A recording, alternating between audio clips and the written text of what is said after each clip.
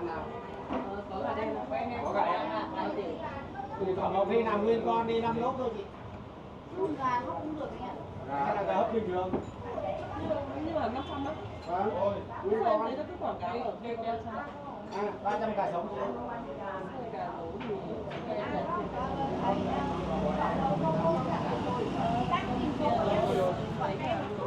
Mình lưu là cái gì? Còn gà 300 thì là gà nuôi ở một chỗ. Không đấy này em nói thật, chị cứ ăn thử chị biết được. Nhà em bán là đồ yên tâm. Chị ăn đồ trước thì chị biết được. Hôm nào mà chị tự thoải mái. Có lưu luôn nhưng mà ăn nhiều em. Đây là em ăn ăn cá. Ăn cái thỏ đúng không? Một khác hoàn toàn. Nhà em là chỉ có đồ tươi chứ không ai bỏ. nhưng mà ăn được thì được là ăn em này. Ngon chiên cho nên em làm được thì em làm trước chấm cho chị.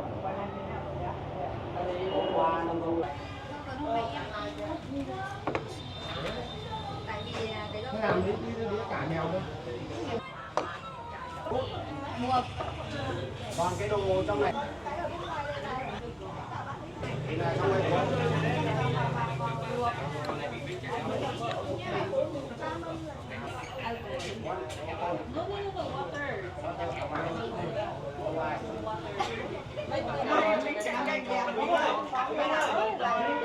này ăn hay là nói dưới này không? Thôi, con này nó ăn một thôi.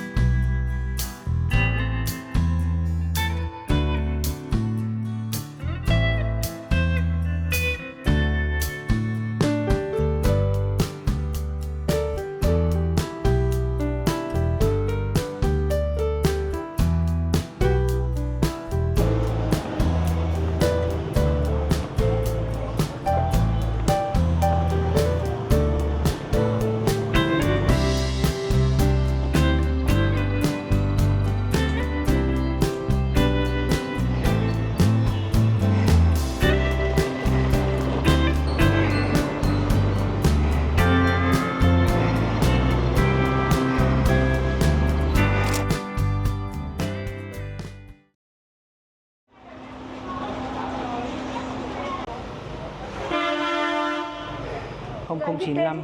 Vâng, anh tên dùm em này. Xem hộ mình Tên gì ạ? Thúy Anh ạ. Thúy Anh đặt. Thúy Anh đây, em có tên đây rồi. Thúy Anh là mình đi xe 01977. Vâng, cái tên dùm em nhé.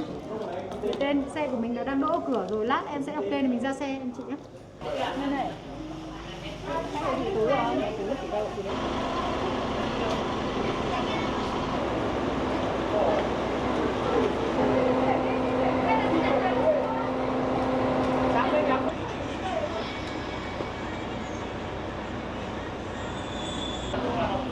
Xuống đường Hoàng Quốc Việt bên này nhé, tại vì xe không ban ngày không lại được bên Trần Quốc Hoàng. Name, Kadbus, KABUS, password 1234578. Water, fresh tissue, blanket, gear stick in every bed. USB charging port, TV, headset, fan and air conditioner near the window to adjust for yourself. Please follow Kadbus rules. No animals or pets on bus. No smoking. No alcohol drinking. No using footwear in bus. Please put your footwear in the commode. No luggage leaving in the aisle or in bed. Please put your luggage in the cabinet. Don't bring pungent food. Fasten a seatbelt during the trip. No carrying facilities and equipment in the bus, the cabin. In case of emergency, we will provide escape handling.